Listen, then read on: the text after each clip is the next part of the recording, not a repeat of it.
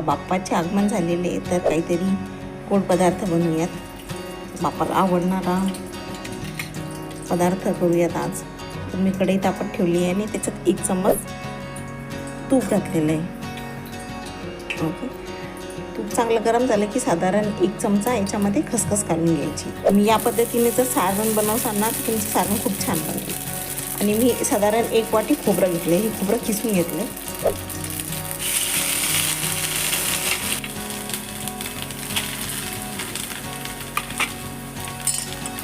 खोबरं चांगलं परतून घ्यायचं. गॅसची फ्लेम आहे ना फार मंदच ठेवायची, एकदम ठेवलं तर करपण्याची शक्यता असते.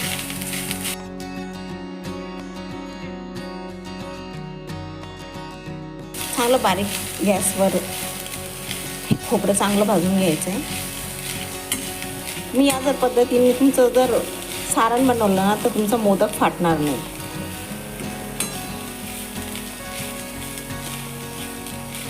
ही रेसिपी मी माझ्या आजीकडनं शिकली आहे.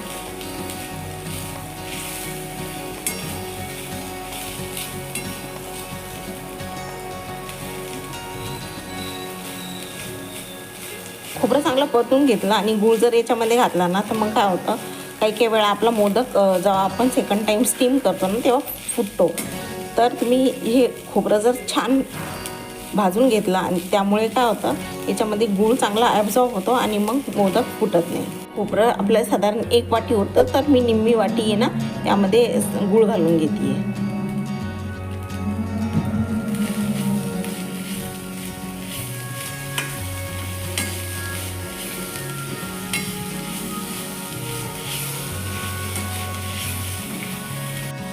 ओके, तर साधारण अर्धा चम्मच मी वेलची पूड आणि जायफळ पूड घेतलेली, ही टाकून घेतली यामध्ये.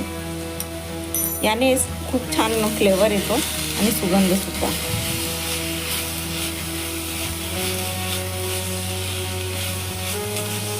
हे सारण या पद्धतीने बनवायचं म्हणजे तुमचा मोदक अजिबात फुटणार नाही.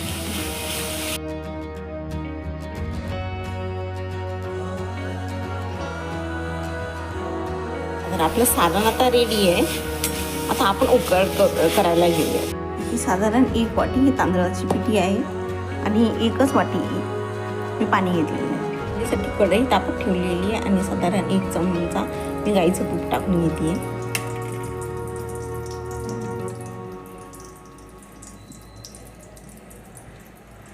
तूप चांगलं वितळलं की त्यामध्ये साधारण 1 वाटी पाणी टाकून घ्यायचं आहे.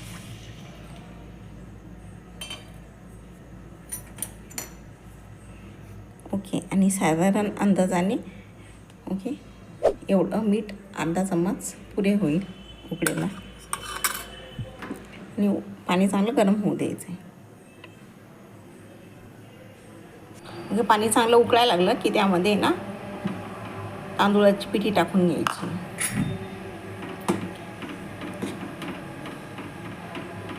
आणि छान उकड काढून घ्यायची. हे सगळं मध्यम आचेवर करायचं.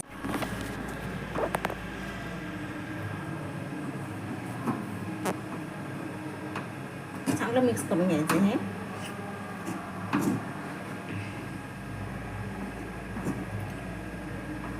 तूप टाकल्यामुळे आपलं सारण जे आहे ना हे म्हणजे आउटर लेअर आहे खूप छान सॉफ्ट बनते. साधारण पूर्ण मिक्स करून घ्यायचं आणि सर्व एकदम मध्यम म्हणजे बारीक गॅसवरच करायचं.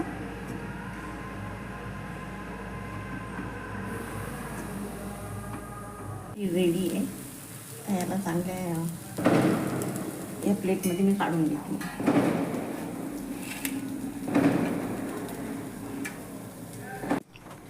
मी ताटामध्ये काढून घेतलं आणि याला थोडा ते गरम असल्यामुळे एकदमच हात घातला की भाजेल हात, त्यामुळे अशा वाटीने याला चांगलं मिक्स करून घ्यायचं आहे.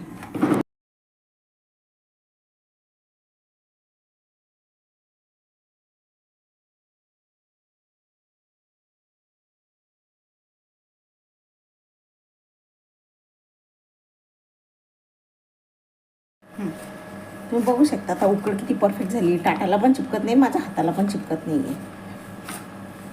चांगली मळून घ्यायची. मऊसूत असा गोळा झालेला पाहिजे.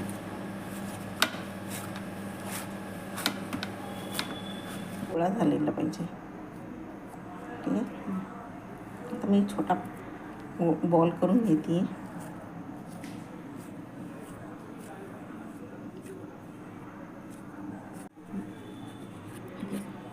बघू शकता असं करायचं आणि खोलगट या पद्धतीने राऊंड करून घ्यायचं. नंतर असा हात करायचा आणि त्याला राऊंड शेप द्यायचा. तुम्हाला वाटत असेल तुमचं पीठ थोडं चिकट होत असेल तर थोडं पाण्याचा हात लावू शकता.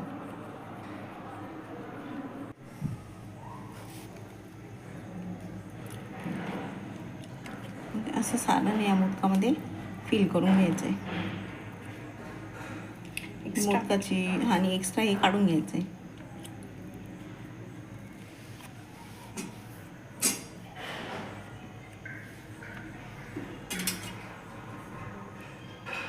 साधारण 1 चम्मच यामध्ये हे आपण बनवलेलं खोबऱ्याचं सारण टाकून घ्यायचं आहे.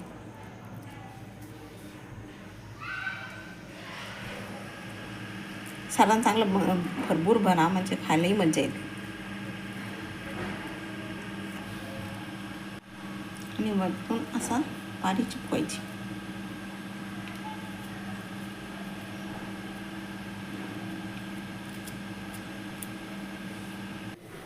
आणि ही जाळी ओके, यामध्ये मी केळीची पानं टाकून घेते आणि ही जाळी ठेवून देते यावर.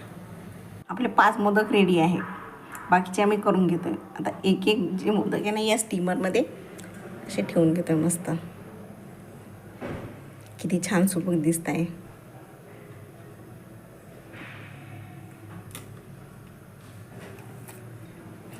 साधारण 5 ते 10 मिनटं याला वाफू द्यायचं. चला आता बघूयात. आहा मस्तच. यावर मी ना केशराच्या काड्या पण टाकून घेतल्या होत्या. किती छान दिसत आहे. आणि वाफ यावर एक तुपाची धार, एक नंबर. चला मोदक काढून घेऊयात मस्तपैकी. खूप आधी काढून घ्यायचे.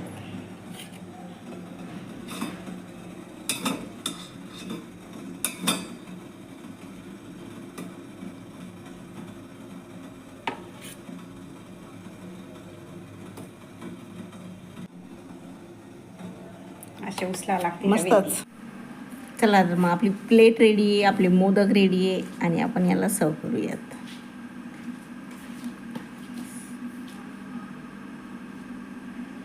किती सुंदर दिसते.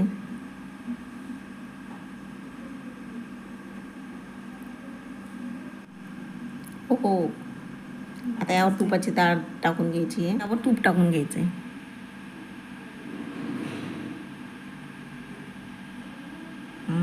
मस्तच. आता खायला रेडी. तुम्ही नक्की बनवा आणि कमेंटमध्ये कळवा कसे झालेत.